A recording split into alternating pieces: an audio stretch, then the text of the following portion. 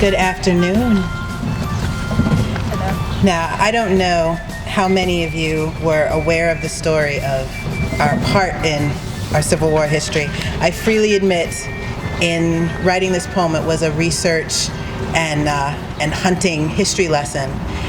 And I came across a quote from a woman who wrote letters to her family after the occupation. Her name was Cassandra Small, a shopkeeper's wife, a very regular person, just like anyone who might live in York today.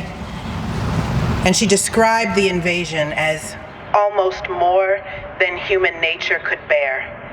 To see such a ragged horde marching up our streets and know they were our enemies, panting to revenge themselves. And I thought what it must have been like to have someone coming at you, someone coming to your town, and know that to fight them would almost certainly mean death, would almost certainly mean the destruction of your streets, would almost certainly mean a lack of safety for your children, your families, and your homes.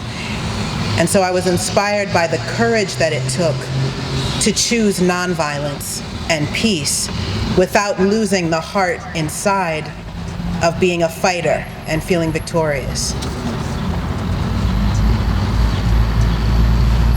In a land that knew no union, though men and women labored long, on a Sunday in a summer heat, with voices raised in song, a mare of stalwart stride, and the tradesmen standing strong, joined stout of heart shopkeepers and fearless mothers with their young.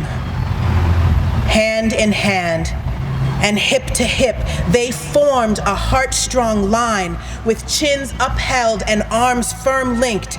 They looked into the eyes of 6,000 Johnny Rebs with bullets cupped in hand.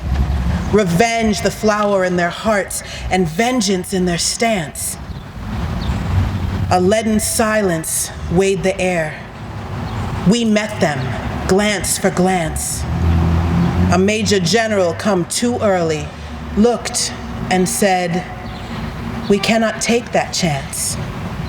You see, to meet on smoky battlefield, to spear with distant lance, to close your eyes as the wounded fall beneath the cannon's dance, takes not one half the mettle as to meet with eye to eye the face of death's handmaiden, but keep your weapon at your side. No blood would stain our children's streets, so we blared no trumpet's cry until they lowered their rusty arms in shame and said, "We'll pass York by." Where sledge and anvil met, and where the fiercest furnace roared, 150 years ago, we met death at the door. For a cause deemed so noble that to be civil meant a war, we joined our hands in unity and preserved our town forevermore.